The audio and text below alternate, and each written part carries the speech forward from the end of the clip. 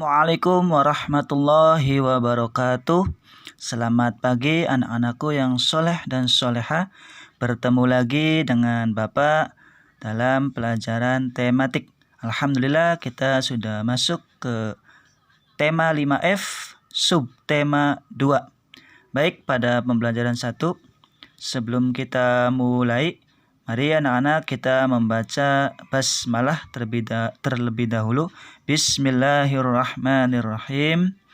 Baik, langsung saja anak-anak dibuka buku tema 5F-nya subtema 2 pada halaman 41. Baik, pada pembelajaran 1 menjelaskan isi teks eksplanasi ya. Langsung anak-anak buka pada halaman berikutnya, halaman 42.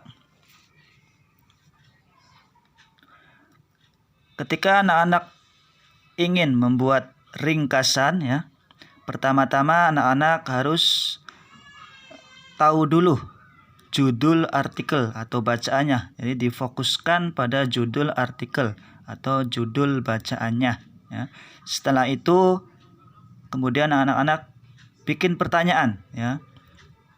Pertanyaannya misalkan, apakah yang sedang dibicarakan dalam artikel ini? Apakah ide pokok atau pesan yang ingin disampaikan dalam artikel? Apakah ide penjelas yang terdapat dalam artikel? Itulah pertanyaan-pertanyaan yang perlu dibuat ya ketika anak-anak mau membuat ringkasan ya. Baik, selanjutnya pada halaman 43 menjelaskan macam-macam perpindahan panas. Perlu anak-anak ketahui bahwa panas itu bisa berpindah-pindah ya. Ada 3 cara panas berpindah. Yang pertama, panas dapat berpindah secara konduksi. Yang kedua, panas bisa berpindah secara konveksi. Dan yang terakhir, berpindah secara radiasi. Baik, yang pertama, panas berpindah secara konduksi. Itu artinya perpindahan panas melalui zat perantara tanpa diikuti aliran zat perantaranya. Contohnya, sendok logam akan terasa panas ketika dimasukkan dalam sup panas ya. Jadi ketika anak-anak memasukkan sendok logam ke dalam sup panas ya, maka sendok itu akan terasa panas ya.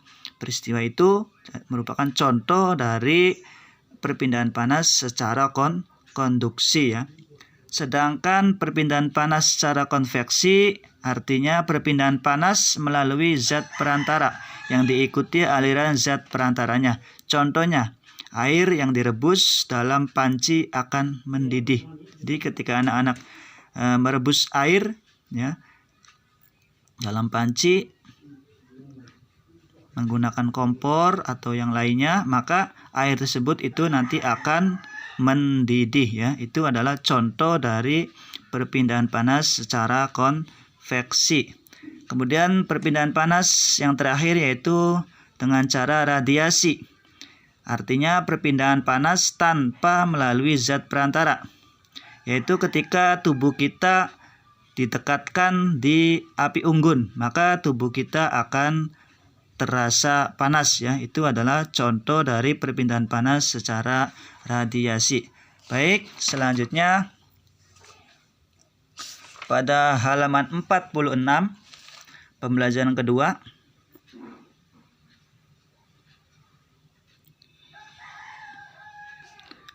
melakukan percobaan panas dengan cara konveksi ya.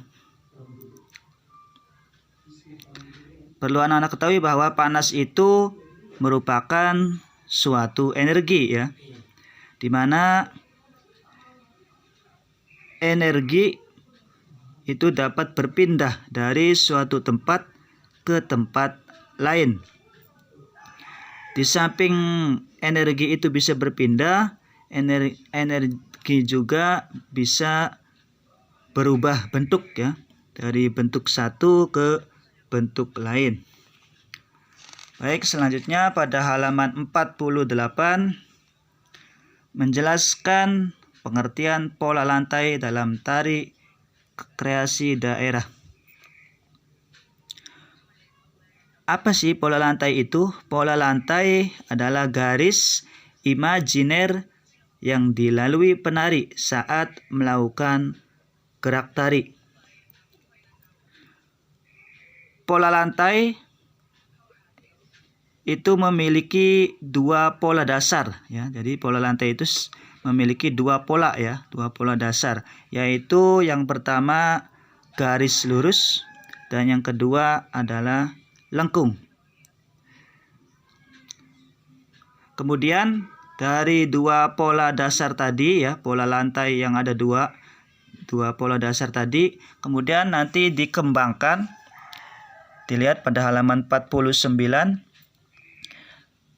Dari pola lantai garis lurus itu nanti dikembangkan lagi ada pola lantai horizontal, vertikal, segitiga, zigzag hingga diagonal ya. Dan dari pola lengkung, tadi kan pola lantai garis lurus. Yang kedua pola lengkung. Dari pola lengkung itu nanti juga akan dikembangkan menjadi pola lantai berbentuk lingkaran. Kemudian pola angka 8, pola garis lengkung ke depan dan garis lengkung ke belakang ya. Itulah pola-pola lantai dalam suatu tarian ya. Anak-anak bisa lihat di halaman 49 itu contoh dari pola lantai dalam tari ya. Yang pertama pola horizontal, itu seperti itu ya. Yang kedua pola vertikal, pola diagonal, itu gambarnya seperti itu. Pola lantai melingkar dan pola zigzag. Itulah pola-pola lantai dalam tarian ya. Memiliki dua pola dasar tadi, pola garis lurus dan pola lengkung. Kemudian dari pola garis lurus itu dikembangkan lagi ada horizontal, vertikal dan seterusnya. Dan dari pola dan yang kedua pola lengkung dikembangkan lagi ya. Tadi ada pola berbentuk lingkaran, angka 8 dan seterusnya. Selanjutnya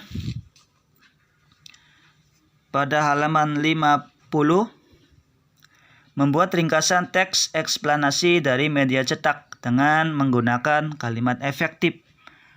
Kalimat efektif itu apa sih?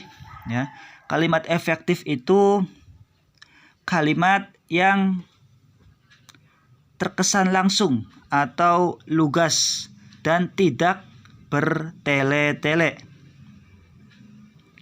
Jadi intinya kalimat efektif itu kalimat yang langsung, lugas, tidak bertele-tele ya, tidak panjang-panjang, tapi mudah dipahami ya.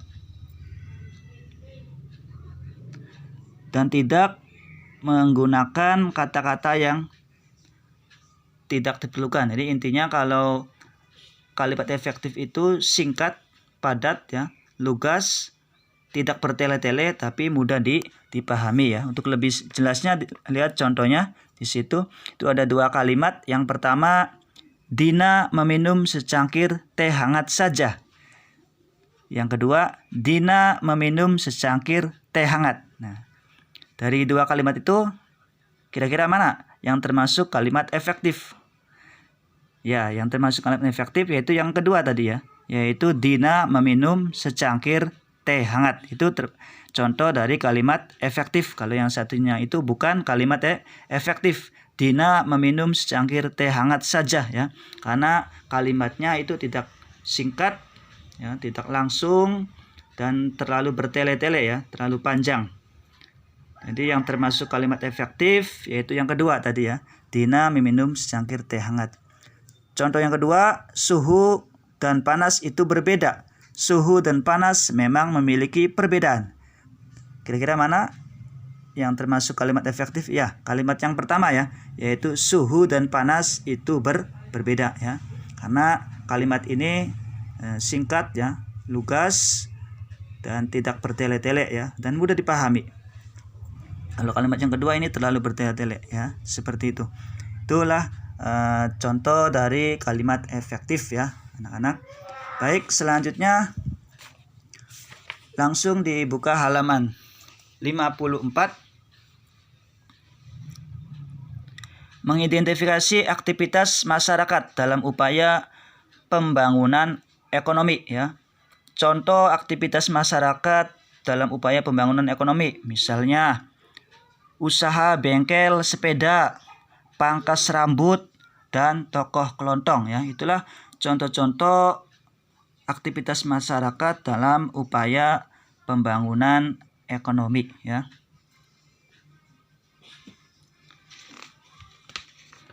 Baik, selanjutnya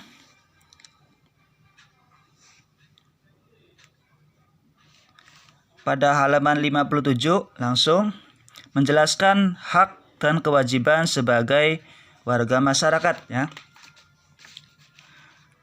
Pada halaman 58 dilihat anak-anak, hak warga masyarakat. Hak itu artinya hal yang didapatkan sebagai anggota masyarakat ya. Kalau kewajiban warga masyarakat artinya sesuatu yang harus dilakukan oleh warga masyarakat. Contoh hak masyarakat itu ada 6 ya di situ. Bapak bacakan satu saja. Yang pertama, hak untuk berpendapat di depan orang banyak ya. Jadi kita sebagai masyarakat memiliki hak untuk berpendapat ya di halayak umum atau di masyarakat kita boleh berpendapat. Kita memiliki hak. Kewajiban sebagai masyarakat contohnya menghormati pendapat orang lain. Jadi ketika diskusi, ketika bermusyawarah, kita wajib untuk menghormati pendapat orang lain ya. Itu juga ada 6 contoh kewajiban masyarakat ya. Bapak bacakan satu saja tadi. Langsung ke halaman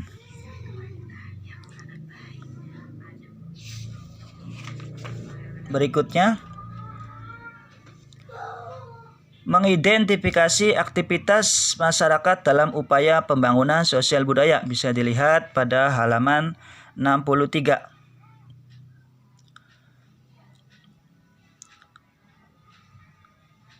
Contoh aktivitas masyarakat dalam upaya pembangunan sosial budaya. Contohnya, misalnya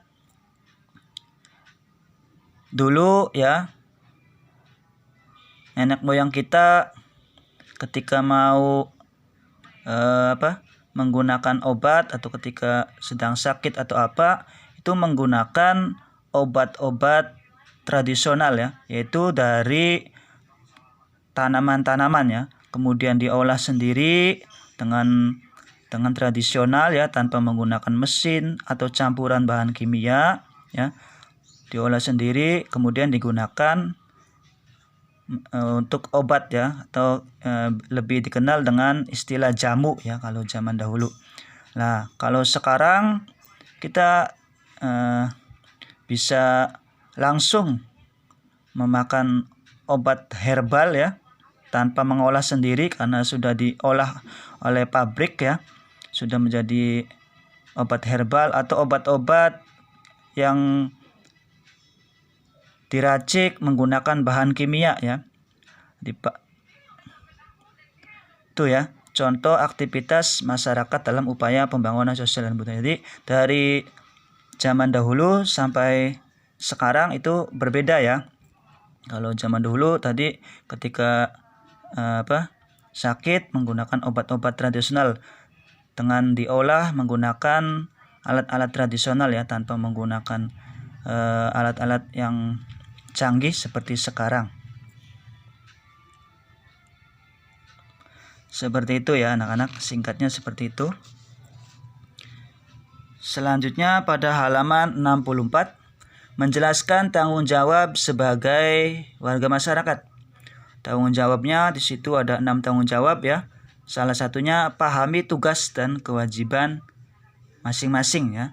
Jadi setiap masyarakat memiliki tanggung jawab ya sebagai warga masyarakat. Tugasnya apa? Pahami. Dan kewajibannya apa sebagai masyarakat ya. Itu harus diketahui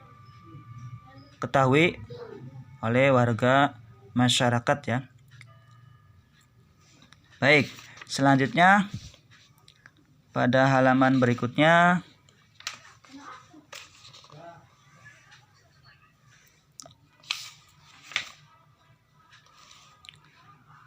menjelaskan ragam pola lantai tari daerah ya. Bisa dilihat pada halaman 70. Contoh tari daerah yang menggunakan pola lantai berbentuk lingkaran. Contohnya tari kecak. Nah, tari kecak itu berasal dari Bali ya.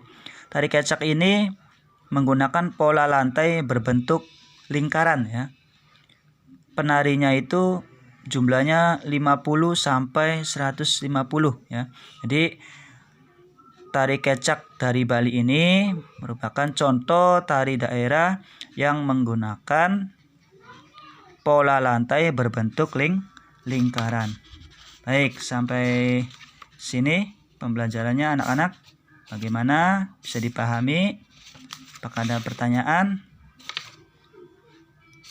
Kalau nggak ada, kita lanjutkan ya. Pada halaman 73, menuliskan informasi penting dalam teks eksplanasi. Ini sudah dijelaskan ya pada pertemuan-pertemuan yang lalu. Langsung saja ke halaman 74. Menciptakan tari kreasi daerah dengan menggunakan pola lantai. Nah, dalam tarian daerah, di samping memiliki pola lantai, ternyata tarian daerah juga memiliki level-level gerakan ya. Ada level rendah, level sedang, gerakannya itu ya. Gerakan level rendah, gerakan level sedang, dan gerakan level tinggi. Gerakan level rendah contohnya berbaring, berguling, atau duduk bersila.